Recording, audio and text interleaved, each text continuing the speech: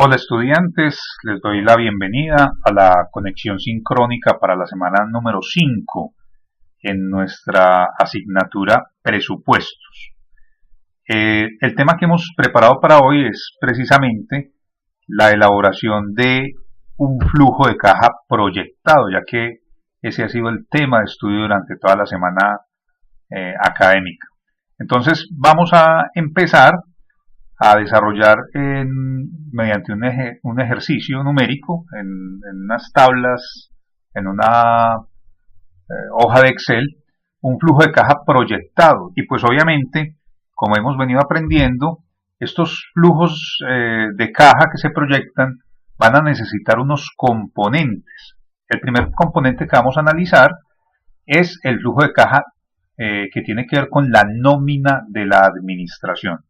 Entonces para eso les he preparado una plantilla en Excel donde vamos a apreciar cómo se puede elaborar este flujo de caja. En primer lugar, nosotros necesitamos definir unos parámetros. Observen ustedes que aquí, en este caso, tenemos la nómina de administración, pero esa nómina de administración también necesita que se le dé cierta parametrización. Por ejemplo, en la primera pestaña de este libro de Excel, tenemos que para esta compañía que hemos llamado compañía del ejemplo, hay una serie de datos que vamos a utilizar para la elaboración de ese flujo de caja proyectado. Como pueden ustedes observar, entonces estamos considerando datos como son la inflación, el incremento de precios que nosotros vamos a incorporar a nuestros productos a medida que vayan avanzando los años, el incremento también en unidades a producir, cuál va a ser la política de la empresa en cuanto a incrementos salariales año tras año, lo mismo en cuanto al costo de la materia prima, cuánto representa la materia prima frente a al costo de la producción total de nuestras unidades a vender. También vamos a mirar entonces el impuesto al valor agregado. En este momento, por ejemplo, hay discusiones sobre en cuánto va a quedar ese IVA. Por ahora vamos a trabajar con el que está vigente en el país, que es el 19%. También tenemos la proyección del impuesto de renta, ahora mismo tenemos una tasa del 33%, y vamos a considerar si hay descuentos proyectados por negocios especiales. En este ejemplo vamos a decir que tenemos un descuento de un 50% para el periodo número 2.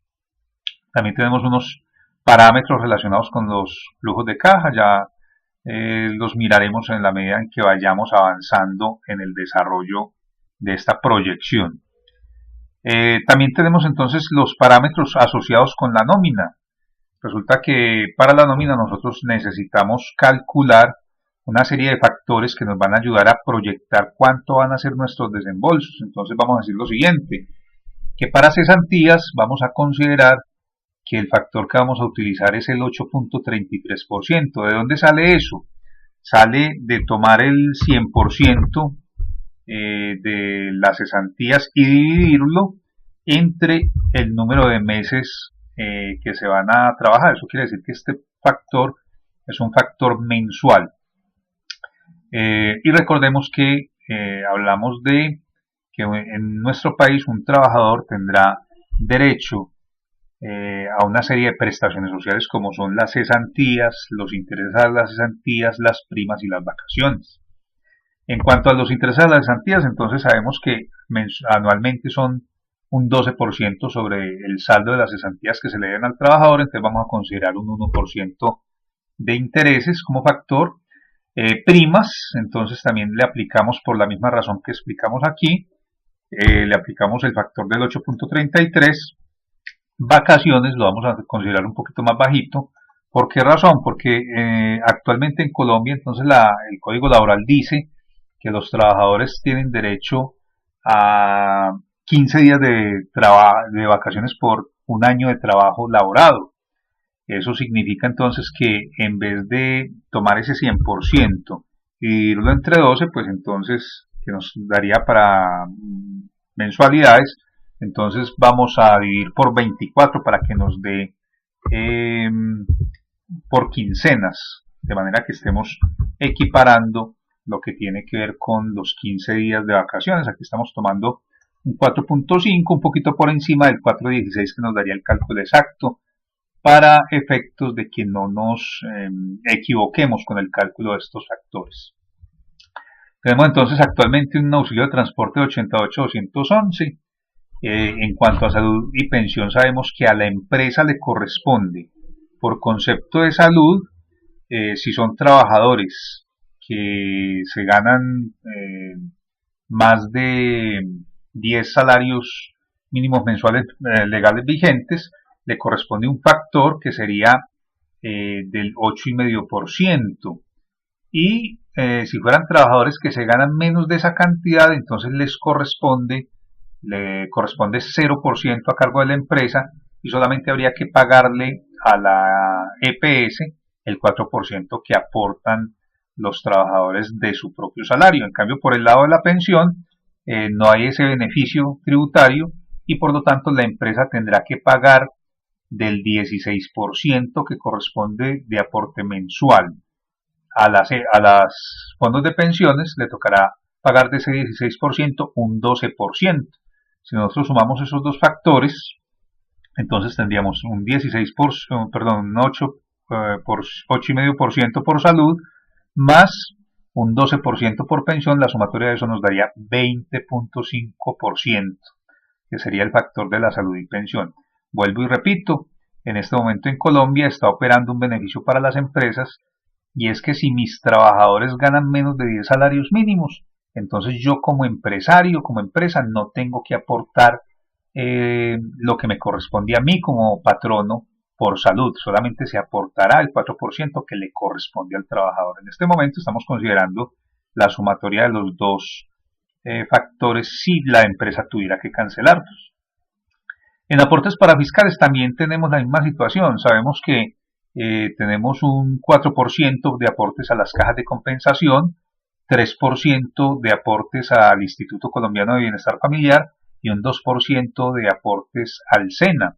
Pero también hay que mencionar que actualmente en el país opera un beneficio para las empresas, y es que si mis trabajadores se ganan menos de 10 salarios mínimos, entonces sobre esos trabajadores yo no tendré que aportar ni el 3% de bienestar familiar ni el 2% del SENA, solamente tendría que aportar el 4% de aportes a la caja de compensación familiar. En cuanto a riesgos laborales, entonces antes llamado ARP, ahora le vamos a decir riesgos laborales. Tenemos que existen varias tarifas y la tarifa depende del nivel de riesgo en que se esté desempeñando mi trabajador. Eso lo que significa es que no es el mismo riesgo el que tiene el gerente sentado en la oficina dirigiendo la empresa al riesgo que tienen mis empleados que están manejando las máquinas. Para el ejemplo que vamos a trabajar, entonces vamos a considerar un aporte de riesgos laborales del 2,436%. Hablamos de un salario básico. En este momento el auxilio el básico de salario está en 781,242 y vamos a considerar como factor del salario integral un 130%. Recuerden ustedes que para que en Colombia se considere que existe salario integral, así como aprendimos cuando estábamos estudiando legislación laboral, tendrá que darse la siguiente situación, y es que se considerará a un trabajador que pueda suscribir un contrato de salario integral solamente si el valor de ese contrato equivale a 13 o más de 13 salarios mínimos legales vigentes. Por eso estamos colocando aquí que el factor de salario integral va a ser de 130%. Por esa razón, en Colombia en este momento ningún trabajador podría tener un salario integral por debajo de la multiplicación de 781, que es el salario básico mensual, multiplicado por ese factor. Es decir, no podríamos suscribir un contrato de salario integral si nos ganamos menos de 10.156.000. Vamos a considerar también entonces un 10% de comisión para las empresas que nos suministran personal temporal y vamos a considerar 180.000 pesos de dotación para uniformes y zapatos. Estos serían los parámetros que utilizaríamos para la nómina. Después de estas consideraciones vamos a pensar en los datos que tienen que ver con la nómina de la administración. Observen ustedes que acá tenemos una pestaña para la nómina de administración. Nos vamos a concentrar en esta. Vamos a colocarle un color acá para diferenciarla de las demás pestañas. En este momento ya hemos mirado las que tienen que ver con los parámetros de nómina y vamos a trabajar entonces con esto. Entonces vamos a hacer lo siguiente, vamos a suponer que en los cargos administrativos solamente hay 5 funcionarios. Ya después, cuando estemos en nómina de producción, miraremos lo que tiene que ver con ellos. Pero por ahora nos vamos a concentrar solamente en la administración. Y encontramos entonces que hay 5 personas, fulano, perano, mengano, sultano y perengano, y que los cargos son gerente, director financiero, el contador, un analista y un secretario o secretaria. Vamos a colocarle valores al básico de estas personas. Supongamos, por ejemplo, que nuestro gerente se gana 5 millones de pesos en ese cargo, que nuestro director financiero tiene un salario de 4 millones de pesos, lo mismo que nuestro contador. Vamos a suponer que nuestro analista 1 tiene un salario de 2,5 millones y lo mismo nuestro secretaria. Observen ustedes entonces que cuando asignamos a esta plantilla el básico, automáticamente empiezan a llenarse estas otras celdas y la razón es la siguiente. Vamos a borrar provisionalmente estos valores. Observen que volvemos a 0 en todos y cuando le coloco nuevamente los valores, él calcula cuánto corresponde por cada uno de ellos y esto es de lo que nos vamos a interesar en este momento. ¿Qué es lo que estamos diciendo acá? En este instante nosotros estamos, digamos, en noviembre, diciembre del año anterior al año que vamos a proyectar. Aquí tenemos proyectado un total de 12 meses, de enero a diciembre, para el año siguiente, lo que tenemos ahí sombreado. Entonces a nosotros nos interesa elaborar un flujo de caja mes a mes. Por esa razón hemos colocado aquí estos valores para indicarle a nuestro cálculo, a nuestra hoja en Excel, que considere los mismos valores para todos los meses del año que vamos a proyectar, del año siguiente. Entonces observen que aquí he colocado las fórmulas de tal manera que se repitan mes tras mes el mismo valor que yo le haya colocado acá, de forma tal que si por ejemplo en vez de 5 millones el gerente se ganara 6, con sencillamente cambiar ese valor, entonces me cambia también el valor hacia futuro. Eso son simplemente fórmulas en Excel. Ahora bien, ¿qué es lo que sucede? Resulta que cuando nosotros estamos haciendo la proyección de un flujo de caja, lo primero que nos encontramos es que también podemos, con esos datos que estamos incorporando allí, proyectar un estado de resultados, un estado de PIG, así como se llamaba antes, ahora le decimos estado de resultados. Entonces, en este estado de resultados nosotros podemos relacionar los valores que me van a afectar contablemente mis estados de resultados generales, ¿cierto? Entonces podemos decir que nuestros salarios van a ser la sumatoria de todo lo que hemos calculado, de 19 millones de pesos en este ejemplo. Ahora, en cuanto a auxilio de transporte, entonces nosotros recordamos que el auxilio de transporte opera en Colombia solamente para personas que devenguen menos de 2 salarios mínimos. En este caso, si observamos acá, ninguno de ellos está por debajo de los 2 salarios mínimos. Si fuera el caso, entonces aquí tendríamos que proyectar en este estado de resultados lo que correspondería a ese auxilio de transporte.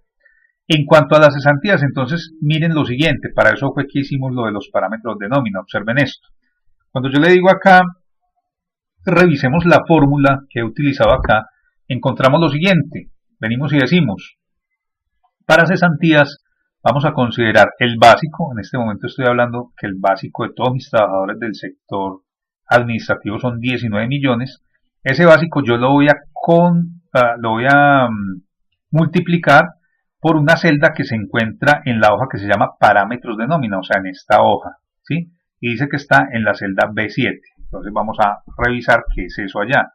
Me dedico acá en la nómina, en los parámetros de nómina, busco la celda B7 y encuentro entonces que el factor es 8.33%. Lo que estoy haciendo aquí entonces es que estoy tomando estos 19 millones y le estoy aplicando el 8.33%. Eso significa que mensualmente yo a las personas que están en la administración les pago 19 millones y que tengo que provisionar un gasto de 1.582.000 a título de cesantías.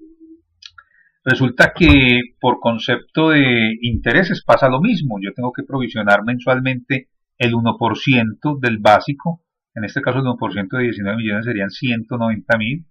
En primas también tengo que provisionar 1.582.000. Este 1.582.000 sale de tomar estos 19 millones, revisemos la fórmula, y multiplicarlo por el parámetro de la celda B9.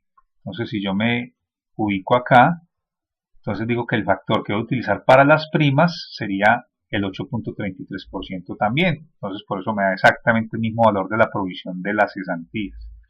En vacaciones habíamos dicho entonces que íbamos a tomar el 4,5. Eso quiere decir que al multiplicar 19 millones por el 4,5% me da 852.000. La misma teoría aplicaría para el cálculo de la ARP, de los aportes para fiscales y de la seguridad social y pensiones. Miremos un detalle entonces acá, miremos lo que tiene que ver con estos dos conceptos, aportes para fiscales, seguridad social y pensiones. Vámonos para los parámetros y hagamos el siguiente análisis. Primero, recuerden estas dos cifras, 760 y 3.895. Cuando estoy acá, entonces yo veo lo siguiente, que si yo estoy, por ejemplo, considerando los parafiscales y yo tuviera personas en la administración a quienes yo les pagara más de 10 salarios mínimos mensuales, a esas personas la empresa estaría obligada a hacerle aportes para fiscales del 9%. ¿Por qué? Porque ya no tendría el beneficio de estar exentos o exonerados de los aportes a la caja al Instituto Colombiano de Bienestar Familiar y al SENA. Entonces aquí tendríamos que cambiar este 4 por un 9. Miren cómo nos subiría esa proyección. Aquí ya me estaría dando 1.710. Pero como el caso nuestro es que nuestros trabajadores están por debajo de los 10 salarios, entonces yo vengo acá y digo, no, a mí no me corresponde pagar el 9, sino que solamente el 4. Ahora pensemos en salud y pensión. En salud y pensión también opera la misma gabela, recordemos. En Colombia, por ejemplo, en este momento, los trabajadores aportan el 4% por salud. Vamos a colocarle a esto formato de porcentaje. Entonces, digamos acá, que por salud el trabajador aporta el 4%, ¿sí? Mientras que la empresa tendría que aportar el 8.5%, ¿sí? ¿Qué es lo que sucede? Cuando yo sumo estos valores, vamos a colocarle aquí, este no me está dejando ver, este 8,5 me lo está mostrando como si fuera un 9%, me lo está aproximando. Vamos a colocarlo pues entonces en decimales, es decir 4% es lo mismo que decir 0,04 y decir 8.5 es lo mismo que decir 0,085. Si yo viniera acá y sumara estas dos partidas, entonces quiere decir que a la compañía le corresponde girarle por concepto de salud al sector salud el 12,5%. Este 4 sería a cargo del trabajador y este 8,5% a cargo de la empresa. ¿Qué pasa con la pensión? Con la pensión también hay un 4% a cargo del trabajador y resulta que hay un 12% a cargo de la empresa. Entonces ese 12% escribe 0.12. Si yo sumo todos esos dos valores, esto me va a dar que la empresa tendrá que girarle 16% de lo que sea el básico al sector de las pensiones, a los fondos de pensiones. Eso sería lo que está sucediendo. Pero entonces observen lo siguiente. Resulta que en este caso tenemos que recordar que si en Colombia nosotros tenemos trabajadores que en este momento devengan menos de 10 salarios mínimos, entonces por cuestiones de salud, por concepto de salud, solamente se enviaría al sector salud el 4% del trabajador y a la empresa no le correspondería enviar nada, o sea que se tendría que enviar el 4% a título de salud. En cambio, en cuanto a pensión, habrá que enviar el 4% que le corresponde al trabajador más el 12% que le corresponde a la empresa. Entonces observen ustedes que así las cosas, yo tendría aquí que enviar un 20%, que sería la sumatoria de estos dos valores. Por esa razón, entonces acá, a título de salud y de pensión, vamos a colocar que solamente le corresponde el 20%. Caso contrario sería si tuviera trabajadores que vengaran más de los 10 salarios mínimos, entonces en ese caso no habría esa exoneración y aquí nosotros necesitaríamos obligatoriamente relacionar lo que le corresponde al patrono, que sería el 8,5%. Observe entonces que lo que tendría que enviar la empresa no sería el 20, sino el 28,5%. En este caso estamos haciendo el ejercicio con trabajadores que vengan menos de 10. Eso significa que entonces el aporte será del 20%. Así las cosas, entonces observamos que esto nos representa a nosotros 760 por parafiscales, que sería solamente caja de compensación, y por salud y pensión 3.800.000. ¿Qué significa eso? Que yo llego aquí a 28 millones de pesos. Pero resulta que esos 28 millones de pesos yo los voy a llevar a mi estado de resultados. Es como si a mí la nómina me cuesta 28 millones de pesos, y eso es verdad. Pero eso no es lo que yo desembolso mes a mes. ¿Sí? ¿Qué significa? Una cosa será el estado de resultados y otra cosa será el flujo de caja proyectado. Por eso en la parte de abajo, entonces hemos discriminado qué conceptos sí me afectan el flujo de caja y qué conceptos son meramente contables, así sea de forma transitoria. Analicemos, por ejemplo, los salarios. Yo vengo acá y digo, ¿será que yo tengo que pagarle a mis trabajadores mes a mes la nómina que le causo en la contabilidad? Claro que sí. Entonces, en la contabilidad tenemos 19 millones de pesos. En mi flujo de caja también proyectado, también vamos a tener que relacionar esos 19 millones de pesos mes a mes. Eso es lo que estamos haciendo acá. Dijimos que no habían trabajadores que tuvieran derecho a auxilio de transporte, entonces dejamos esto en cero. Nos venimos para las cesantías y miren lo que pasa. Aunque contablemente yo tenga que reconocer un gasto de 1,5 millones mensual para provisionar las cesantías que le tengo que pagar al trabajador, en mi flujo de caja yo en el mes de enero no tengo que colocar nada. ¿Y por qué razón? Porque es que yo en enero yo no le pago a mis empleados las cesantías, sino que yo voy acumulando eso y al año siguiente, en cada mes de febrero, le vamos a consignar al fondo de cesantías el valor de las cesantías a que tenga derecho los trabajadores. Entonces, por esa razón no tenemos ningún valor acá. En intereses a las cesantías, entonces miren lo que hicimos acá. Es verdad que el valor contable de los intereses a las cesantías serían 190.000 pesos mensuales. Pero ¿qué sucede? Que en el mes de enero yo tengo que pagar las cesantías del año anterior. Tengo plazo hasta el 31 de enero de cada año para cancelarle a mis trabajadores directamente los intereses a las cesantías. Entonces yo aquí lo que estoy haciendo es que estoy proyectando que los intereses a las cesantías que voy a tener que cancelar en enero de la siguiente vigencia van a ser 2.280.000. Eso sí lo coloco aquí en el flujo de caja proyectado. O sea, yo estoy considerando que en enero tendré que desembolsar 2.280.000. Con la prima hacemos el mismo análisis y nosotros sabemos que las primas no las pagamos mes a mes, solamente se pagan por allá en junio y después en diciembre. Por eso aquí no tenemos ningún valor. Lo mismo las vacaciones. Suponiendo que yo tengo vacaciones colectivas, entonces no se pagan en enero, sino cuando salimos en las colectivas, suponiendo en diciembre. O si no tuviéramos colectivas, entonces en mi flujo de caja proyectado yo tendría que considerar las fechas en las que estas personas de administración salen de vacaciones, para mirar cuándo tendría que pensar en involucrar los valores por concepto de vacaciones. Por riesgos laborales hacemos lo mismo. Por ARL decimos, ¿eso será que yo lo pago mensual? Y la respuesta es sí. A la ARL tengo que mandar la plata mensual, entonces la relaciono aquí mes a mes. Los aportes para fiscales, ¿cada cuánto los pago? También mensuales. Y salud y pensión, también mensual. Así las cosas, entonces encontramos lo siguiente, que un dato es el que me dará el estado de resultados. Por ejemplo, aquí estamos viendo que el estado de resultados me da un un costo de administración de 28 millones y pico, mientras que el flujo de caja me da solo 26 millones 300. Este flujo de caja, que es el que estamos proyectando, es el que nos interesa a nosotros. ¿Sí? 26 millones. Contablemente llevamos más, pero efectivamente de la caja yo solamente estoy sacando 26 millones de pesos. Con eso podemos hacer una serie de cálculos. Por ejemplo, el promedio del costo por empleado será tomar contablemente el valor que me cuesta toda la nómina, los 28 y medio, dividirlo entre 5, pero eso sería el costo contable, ¿sí?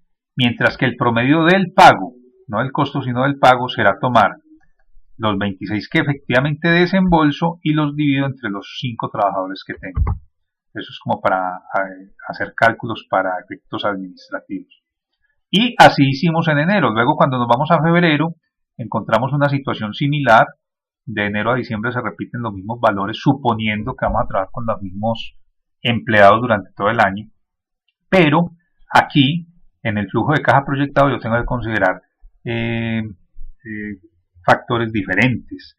Por ejemplo, tal cual vimos en enero, hay unos desembolsos que corresponden a febrero, pero nos encontramos que ya no hay intereses a las cesantías. Pero recordemos que cada año en el mes de febrero, nosotros tenemos hasta el 15 de febrero para consignar las cesantías que se le causaron a los trabajadores hasta el 31 de diciembre del año anterior. Eso quiere decir que yo aquí, en mi flujo de caja proyectado, aquí en el mes de febrero, cuando hasta el momento, sin considerar esa variable, tenía que desembolsar 24 millones de pesos, tendré que sumarle un valor acá. ¿Y cuál será ese valor? Ese valor será seguramente las cesantías consolidadas que se causaron el 31 de diciembre y que se las vamos a consignar a nuestros trabajadores ahora en febrero del año siguiente. Muy bien, entonces, ¿cuánto le vamos a consignar a los trabajadores a título de cesantías?